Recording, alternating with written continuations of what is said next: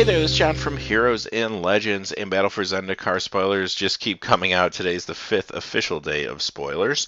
If you are new to the channel, definitely a great time to subscribe. Every day that we have new spoilers, we'll be putting together a video, give you some analysis and a recap of the day. And a week from today, when the full set's spoiled, we'll start our full set review going color by color and get you prepared for the pre-release events. So having said that, we have 9 new cards today, so let's jump in. First is translated from a Japanese language card, so we think it's called Exert Influence, or something close to that. 1 blue, 4 colorless. It's a sorcery. It has converged. Gain control of target creature if its power is less than or equal to the number of colors spent to cast Exert Influence. Okay, so this is a rare. This is a little underwhelming for me. I'm sure there's going to be tools out there and limited to make Converge work well. In fact, we're going to see one in just a few minutes, and I'm sure there's going to be a lot of stuff at the common level that's going to help this be better. But I haven't really seen it yet, and I'm just very underwhelmed by this card. I just think too much has to go right for it to be good. So you have to have enough colors for this to really make a difference, and then your opponent has to have a creature that fits the category of the amount of colors you have to steal, and that creature has to be good enough to be worth stealing. There's just so much happening here, and I can't see myself drafting this very high at all, if at all, or simply even in a sealed pool, it would just be my sideboard unless maybe an opponent had a small creature that was problematic and had a really good ability. Other than that, just don't see it getting a lot of play. It's just a little bit of an underwhelming rare. Next card comes to us from a Chinese simplified spoiler. So again, the translation roughly is Prism Network. 1 blue, 4 colorless. It's an enchantment. It has converged. Prism Network enters the battlefield with Hedron counters equal to the number of colors spent to cast Prism Network. Remove a Hedron counter from Prism Network, tap target creature, or you can pay 1 of each color to scry 3 at any time. So again, I feel very similar about this card, and again, it's another Converge card. Maybe I just haven't seen all the pieces to make me excited about it yet.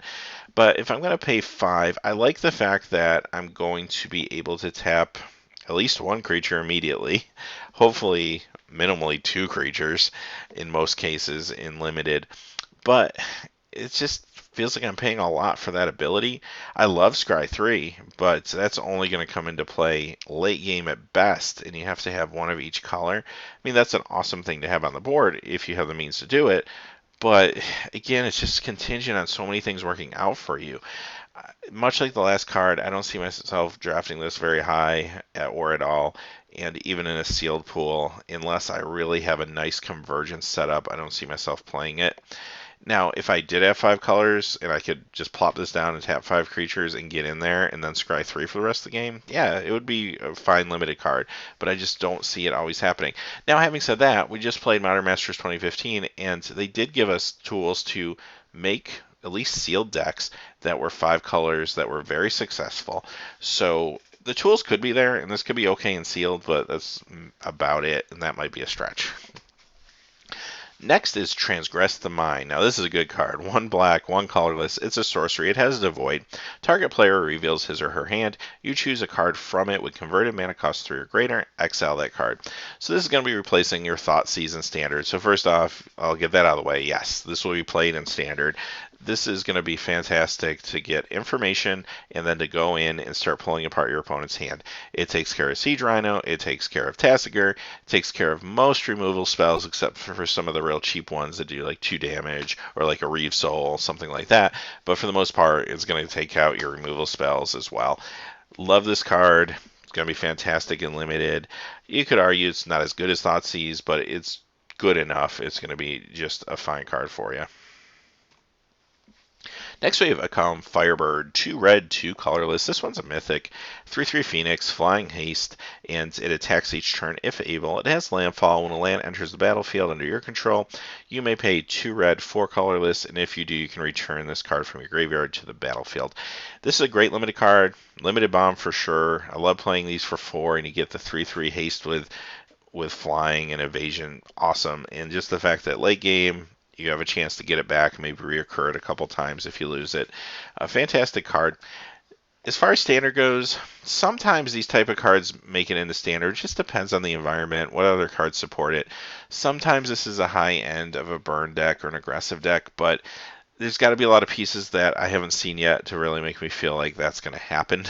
Because a lot of times burn decks, I mean, if you're at 4 mana, there's maybe other things you could be doing, like just burn spells.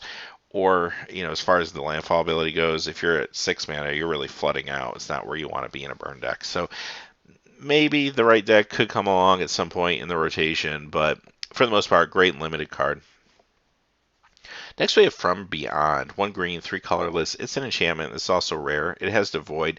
At the beginning of your upkeep, put a 1/1 colorless Eldrazi Scrying creature onto the battlefield, and of course that can be sacrificed for 1 mana. And you can pay a green and a colorless to sacrifice this card, search your library for an Eldrazi card, reveal it, put it in your hand, shuffle your library. This is one more than Awakening Zone, which we saw back in Rise of the Eldrazi, but this is pretty awesome because now every turn you're going to get a 1/1 token instead of a 0/1 token like you saw with Awakening Zone, and on top of that, you can sacrifice at any time to tutor for an Eldrazi. I really like this card a lot. I usually don't like enchantments that don't do anything the turn they go into play. You're basically waiting a turn to get any sort of benefit from it, but I'd gamble on this one just because it's going to give you such long-term advantage as long as it can stay alive. I love the fact that you get 1/1 tokens. You can attack in with these. You can chump block. You can sack them for mana to put out bigger things and ramp. And then when you're all done with that, you can just go ahead and sacrifice this. Or if someone tries to destroy it, sacrifice it, and you get to tutor for an Eldrazi. That's pretty awesome. So I really like this. As far as standard goes, now it's going to take a really special deck to make this work.